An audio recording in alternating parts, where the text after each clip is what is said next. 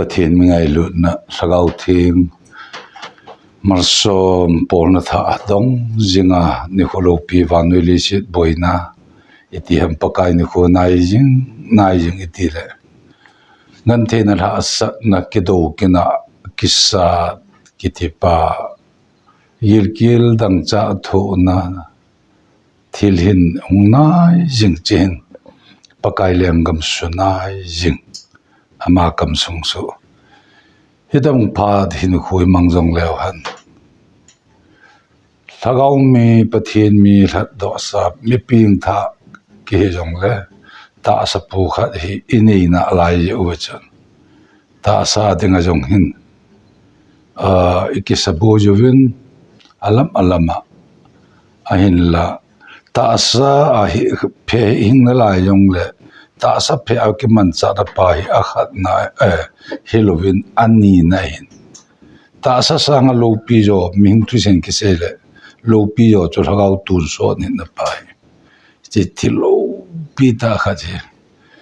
pathian cha pathi lo yin theina tun so ni na kho je dan ni he tu ni ki te phat pha mu the ki na the lo pi chan lo pi e pi ke do avel pathian ka thang wa en tu ni da na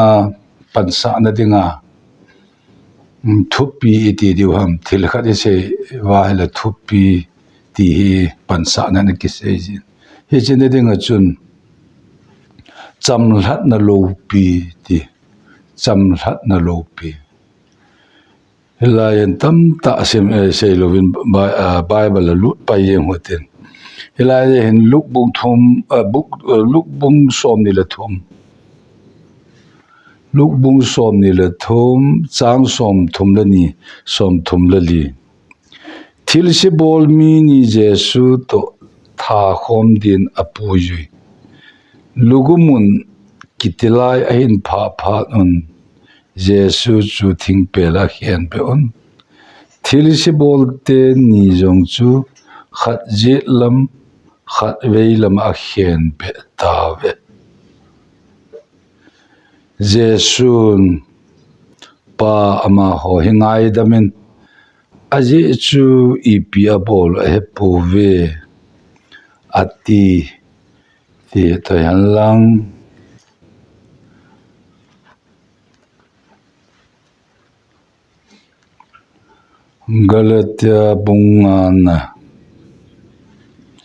Galatia bungana chang kha changu zalen na inei the na diwa Christian eil do hetai hi je chun ding da jung su nam kol zo na chun ki hen o kit ta hi ven hing wa thu se ke ma pur ke nango chep tan thu na jo mu le Christian imacha na phat chum sa lo di wai chep tan thu jo cheng si ka he tu sa ne hi ve hi ta bang mi chun dan thu a ki sei chang si a to do ding abat na lai dan thu ju ya thim chan gu ho chu Krista akuna kisa la a lungsi na a pul la na hitave ti yong henang ke ho wang sagau chun ta san zala thim chang dinga kinema e nga sa ho hi ijenemitile Jesu Krista to hin khom na hin chep tan la tan lo imachu ma hi pu ngai lun a tong ha jing ta san thupi he bible chang sim do thune pa pathen wang phat the bu pe halang i cham hlat na lo pi ti zalen na lo pi ti mun chu chila hin zalen na ti a i pau che jong zalen na lo pi ti a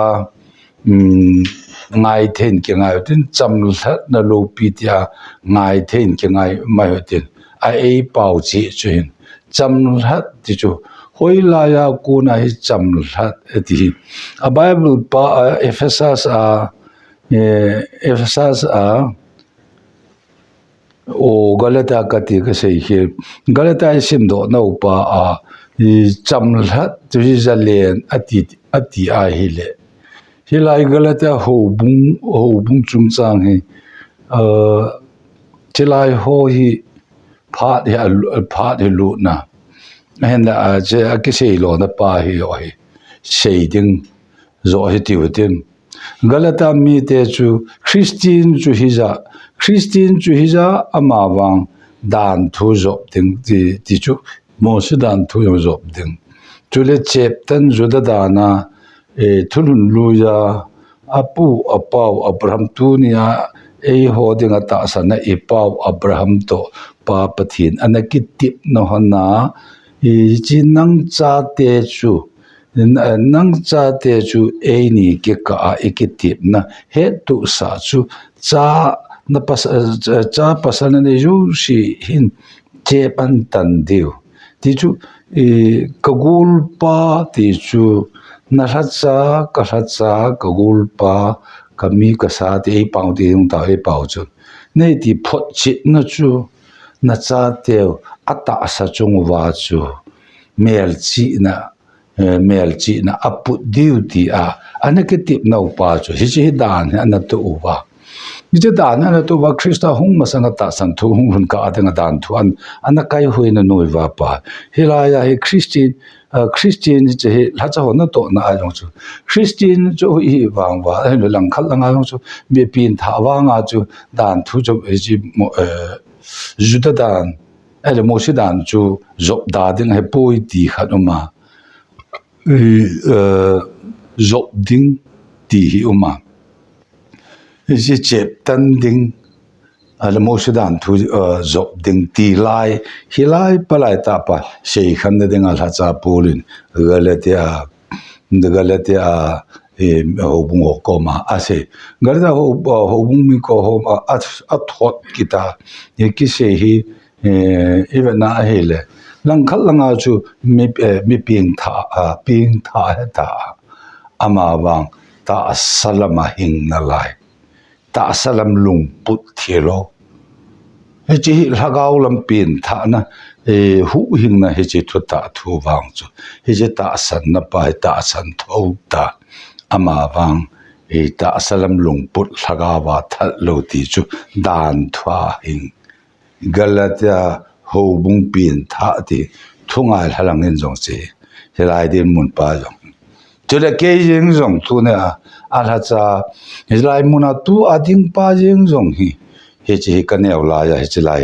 din mun pa a hi thagau pil hin nagam ka pha ma sanga he chi dan thu khana he dan thu khana anakyo tabu he chu che sei la pi ding hello le puiding ti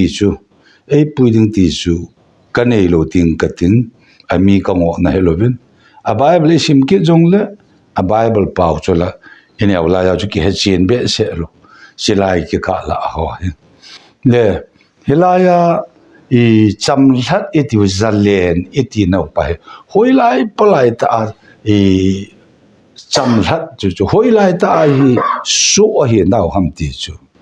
miao son mi vai cha khat amat akiko wa acho wa su apan sa wa a ina adei tong helovin anei acho do pa nei tong do su ti mun chun se la van hilai hi hichlai hi juwa ka sei chu galata mi ho yong chun pin tha zo song khan chun pin tha jong la ta salam lung put iti pau chu dan thu khana a hin nau pa hilai asu tan nau pa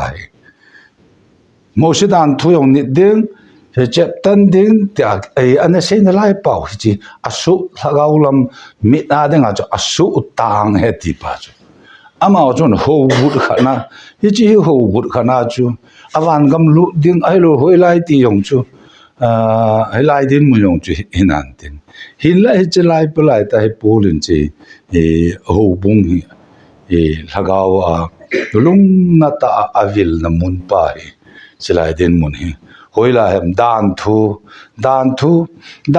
ati le na on dan thu na ti wa he dan thu na ti wa he le dan thu a na ti wa ya he le hi nge dan thu a chu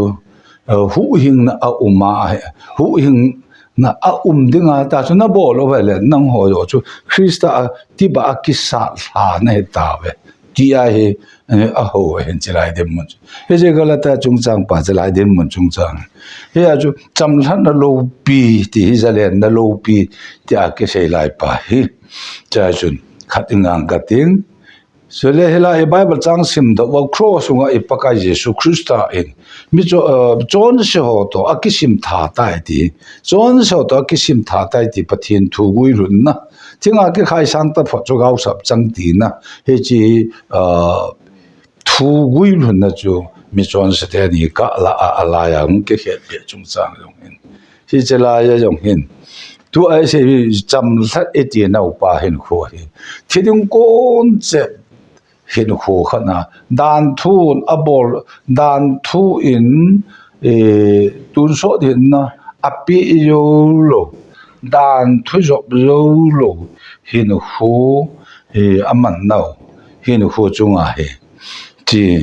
he chu lai ta su mang mi ni amat nawa achang langa kasei kasu mil thelo salman rajong kasein asu mil thelo jesu christa changlam ajit langa pa hun jesu christa hi dan thule athupi pa atun so hinna ane nei the hello ti chu chamna zalen na thelo chi hinu hu phun do na pa chu ama ta endan thula thupi pa across chunga pu do a het be pom pi te ni da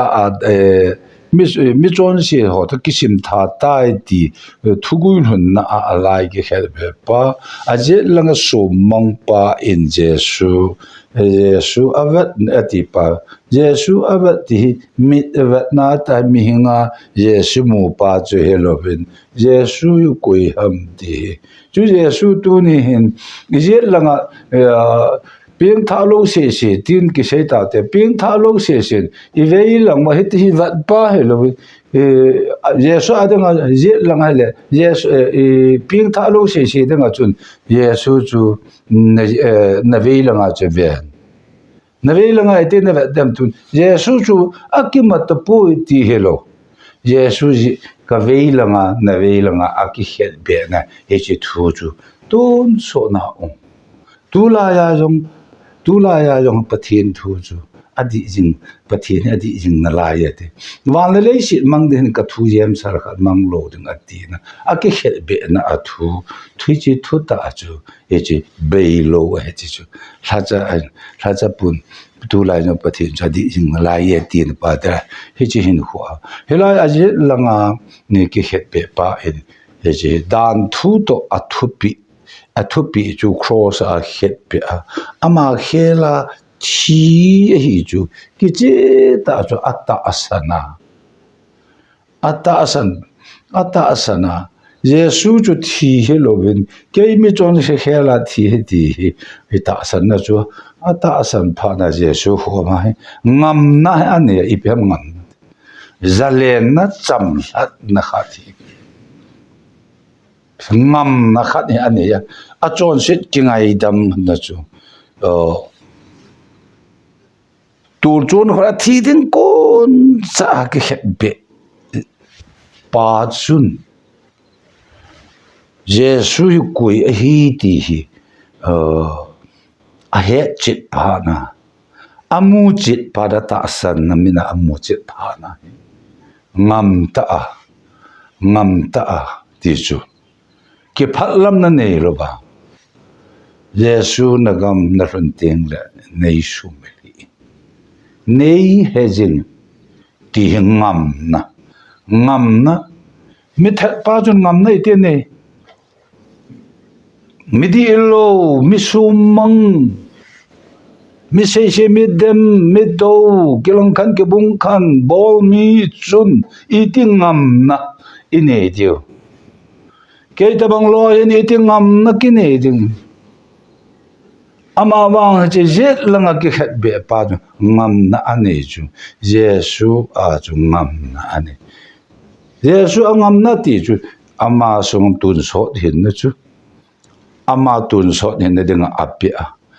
ama aje aveilanga thipa pathin chapa chu ama chon se je thi hilowa aki khet be pa mi chon se pa chon sit apu upa chu kiche ta ata san phana o hi chi athi o hi pathin langa chapa thi hilo jon ke thi na ke ki khet be ti kiche ta amu chi phana ta sana mu chil pha chilai ka khelin je su athi ke hu hing na ti khela hu hing a hina ki chi chu so mang te ni ka Jesu Christa a je langa pa chu ki chi ma lo pi na pathin cha si ta san na ti ji ta san na je so ta san na za la ata san za la apet ta agam lo pi pa ko ma lu the na tha thu apia he chelai cham hlat na pathin ang sunga pa ang sunga cham hlat na ani the na chu cross sung he ti lo pi na pathin cha hana ke yong ji ka cham hlat na wa no ya denga ka cham hlat hi lovin he che Krista a ka cham hlat na pa ang ka cham hlat the nei ka ngam na ka kisun ka hin na olmo lo ta ka the ka cham hlat na pa nang yong na cham hlat na zalen the na chu olmo lo na pi kinep na en che kinep na zoom so lo ke yong e zoom so lo pa chilai palai ta pa hi hoilai ya hi zalena hoilai ha cham hlat na ham ti cross chunga ha cham hlat na thisan chun pathin lung lai na abol to amma sunga thuta tun so ni na thagau su pa koma alhan to mithi khol khola jesu ki vuja ne thom ni kai thowa pa en chu samna jo sa isai ta pa pathe chi lagawa pin tha na chu tho kit na hin na pi kai nu khutha Krista Halloween Krista ama sungam tun so ne e pi ta asan na chu ka ta asan ni Krista chu ka pin tha na ya Krista chu ka cham hlat Krista chu ka cham hlat na Halloween Krista a ko na thesana cham hlat na ka ne ya Krista chu ka cham hlat na pa ti hi chi cham hlat na hi e mana su se thelu thu hom ke helo en so me te ti pin tha na denga ka se helo tu ni in chelai pin tha lo ho denga pin tha na ta sana hu hing a chan the na pin tha ho denga dan thwa o ham o na ko na cham hlat na zalen pi hin daga ma chi ne ding e chi hi thu pi ane angai na ding na khang ne angai ding ti din mon chu hin ho he cham hlat na lo pi ti hin ho he a lo pi ti pa hi vanoi le se na hin cham hlat ti chu a lo pi ti chu ipi bola lo pi ka ti pa hi ka par sa ham kai nu ho zelu center zelu mi yong kan he ke chule o case yong anane mi anane jing mi hin ho chu din mun ta he hin ho he anam mang mir kai hele ji case ho he ji kawar no he kakka da we ji kakka na abula ko na he ji ka case pa hi lozer ti ho ka go ya ji case he kakka ji tu ka case nei lai tin helen dan tu ho to masanga he kajalian thelo kacham hlat thelo ama wang ji case hi ka ki ni ipha ka la chela abul pi langa he ji ka case pa hi ka su la tinga asum la pai ai la lozer bi ji ipha nail theme in Hindustan pa wa chu wakil sa ji ho he ka go ya je tin la case chu he ka ka ka la tiếng man e ka la pi tiếng le hoi lai sipai ang han police nang hoi lai mun hi han nang din mun hi jong e chi cham thlat ta hoi lai mun che jong la olinda sung hi zalen cham thlat ta ka len the ne chu ka case chu ki ka ta he ya chu central long ha ji case ka ji ting le cham thlat he chi cham thlat anu je da alo pi dan chu ta sa ji nga jong all mo lo central la sa chai ni nga la central ya la ka ma ka hung do a si lai chu poi no lai ta hin khu khat he ja agam sung kam na gam sung abui na lai ta government abui lai ta ka ki kin cha lo kap e chi kap tol do ding chu he kap po do ding chu he thowa ai wa nga che la ya amat wa pol nga mat wa mun chu ma pui wa ke tan ke na tle thun li lai ta wa ne he ya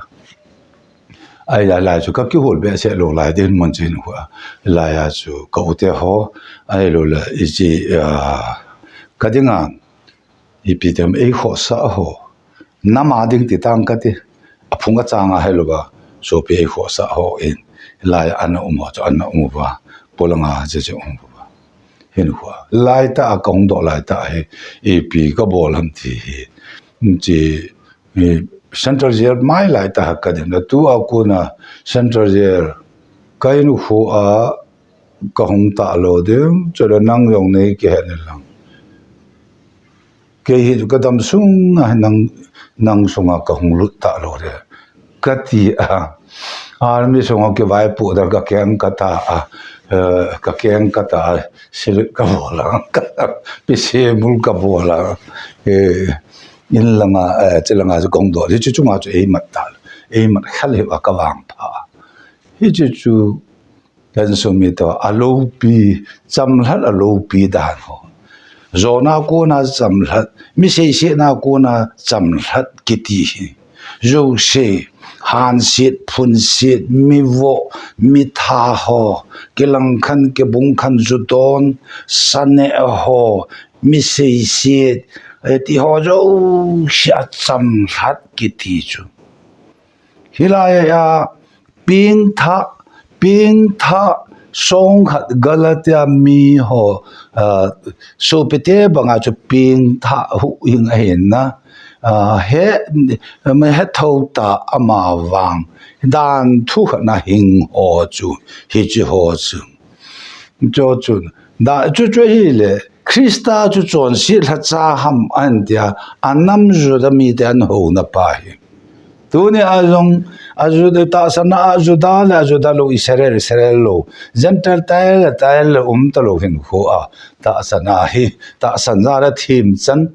pa zo pa chon phat la chon di le kita na le bol tam pa gam chu hu hing na lam pi a hi chi chu ga su na tun so hin na amlo hu hing na lam thu dol thu a chi hi ne cha ka se pe ne sen ka tin dem la do kan chan na he kum som iza chang kan do na pa hi hu hing na lam thu dol thu hin me chon phat na jong a hi thei pui ai lo le thil pe sana tang ka pi in jong a hi thei pui hi chi hi ta san zal bo hu ti la hi a ki sei la ya so pi tam ta chun chu pe lo ding so ma pe lo ding chol do ni lu khu chu pa ka ai ti pan se chol do ni lo ding ti ho ta bang hin khu a ki sei na pa chu hu hing na lam thu da man be thil pi hu hing na thu dol thu a chu sum la pai chon phat chon si chu a chon phat ji yo lo mi chon se phunga ping na ji lai thu ne za ga se ji pa ka ji su christian cross chu nga chu ka pa ama ho hengai dam na thu hi ka thu hi central ma ke sa ke ka all in the ka cham than na pa chu tu ni aji bon ka tu ti ke pa tu cha lo pi ti ka pan sa a hele wan pathin lunga ilu the na ole pa je lunga kum sang lim cha sa ka to na le na to na pa chu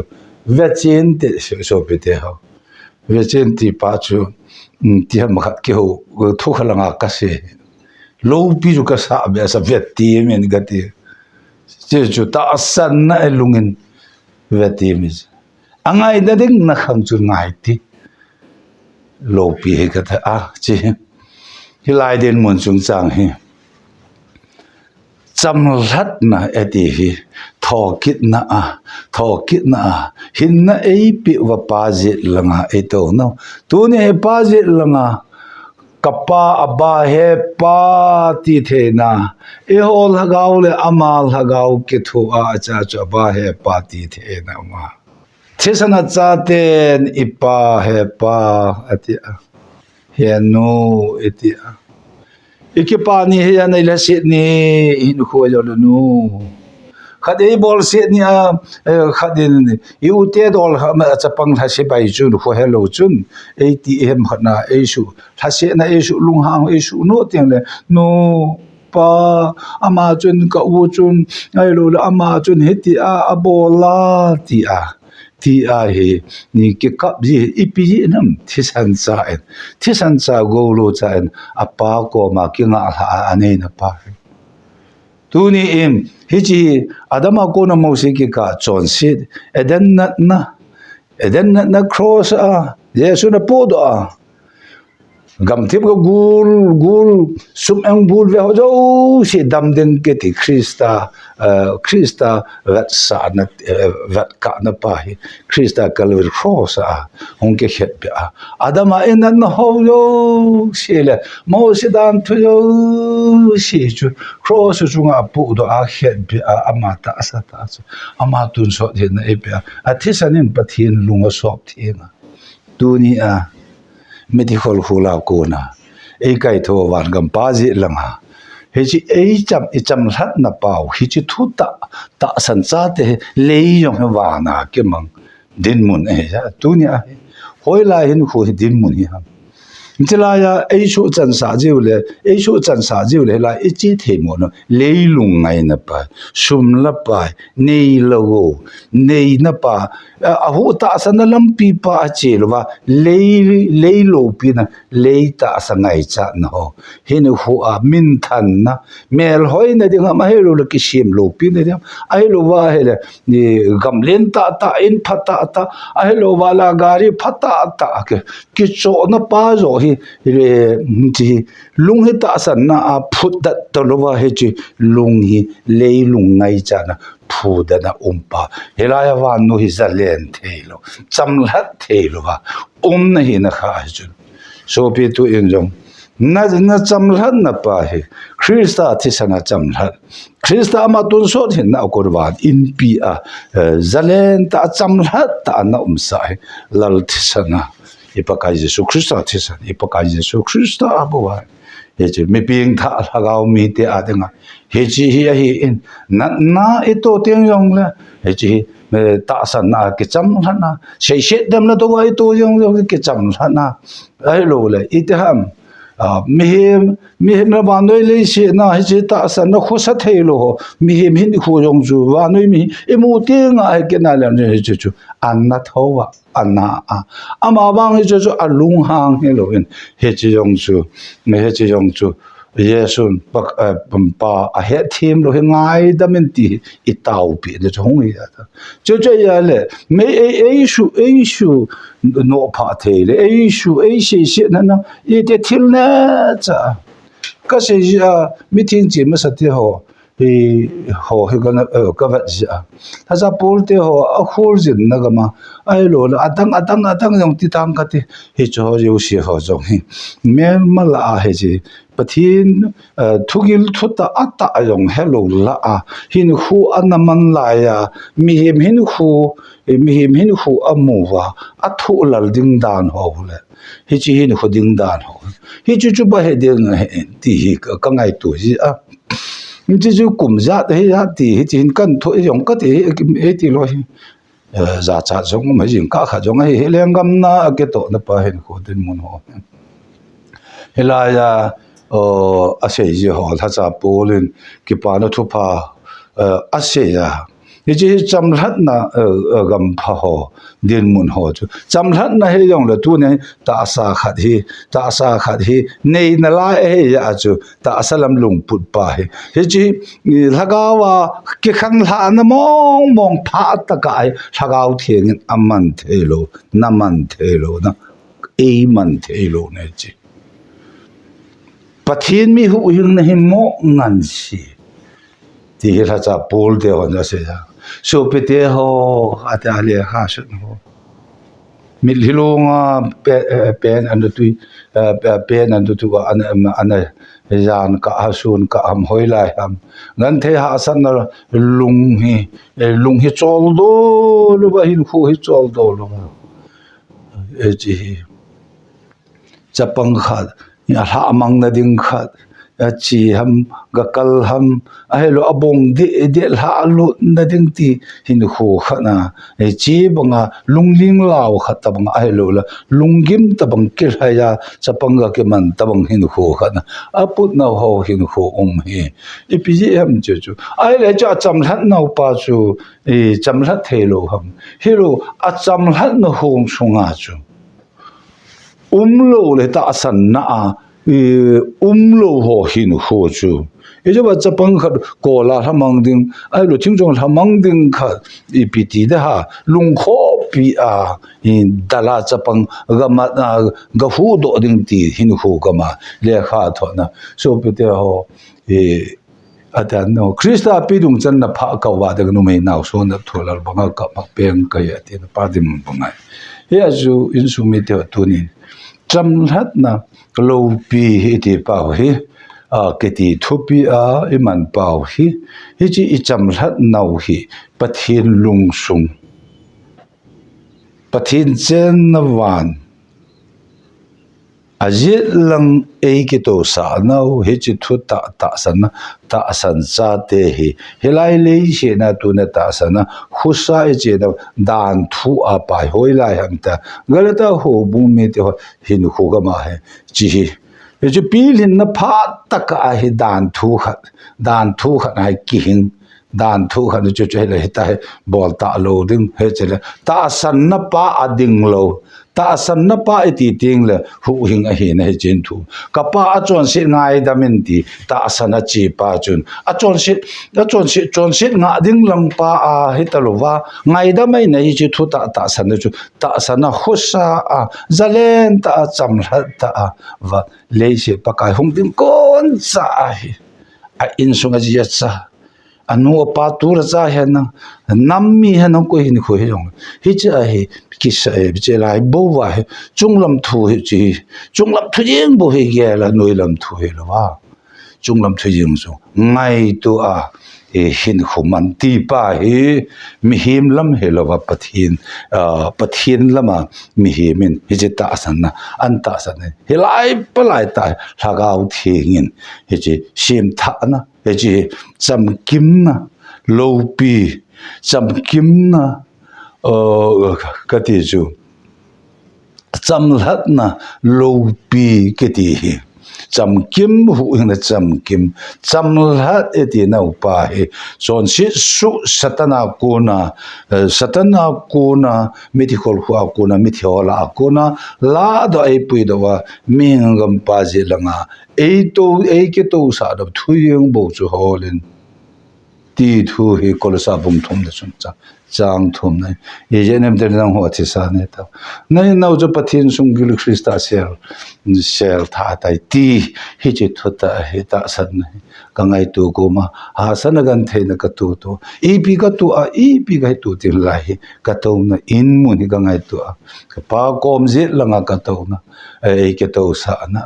jesu krista van sra fanga van ti van mi te awa choi jim thelo na mu na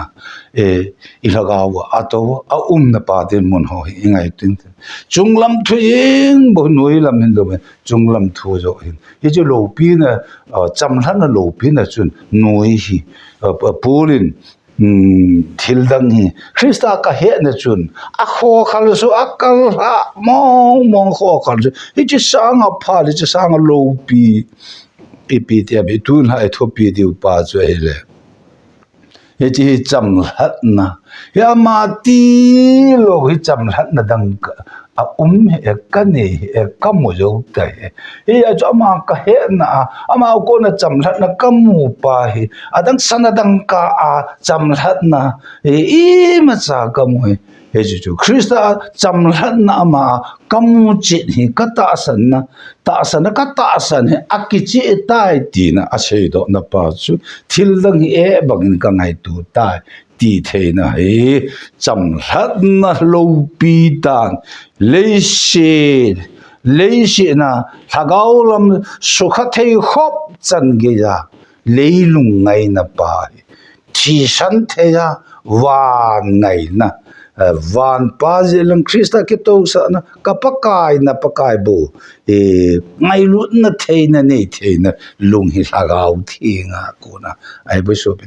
lagau thing sim tha na lung tha then tha e ngai to the no ta sa tha e sim tha ne sim tha the no pa chu he chu lai hi thina kon hin na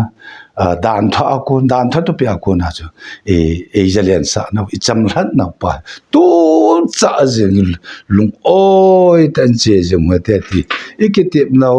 ithok thu pi le Bible chang sim do thu ni pa thil wang phat the bu pi ta ke pa thu ka se ka pa ka ke pa cham hlat na lo pi kitang ta ani cham hlat sa wa nei Israel sa he ka pa nang ka pa theng nang lunga nei Israel sa he kapakai Jesu Krista thisana ama tun so hin na hin kem lo hin ap ba kyo hin kem lo athila hin kem lo ma hin na pa e hu da ova tu ni a he in sung lu the ya zalen ta la cham tha ta nei koi ta yo ke pa thu se le ka pa thunga ho zo si chunga he chi cham hlat na lo pi ta alhagau ahin nau ata asa cham hlat lo pi ta na cham hlat sa na lung kila he chi ata san lal deu hi levin ta san cha ten he chi ta san na ka kal choi pi dewa ka amen pi the ka hallelujah pi the ding na thu hi mang hi lovin na thu pi hi gan the ha sa na ya kai na sat na to in sunga poi na ya ka to te uli cha thu pi cham hlat na lo pi hi angai jin ma ha so na tha lung tha thin ta san tha pe the wang phat the bo ding pha chai the ka mu ki pa thu se tho ki ka pa ka Jesu mina ka ta hal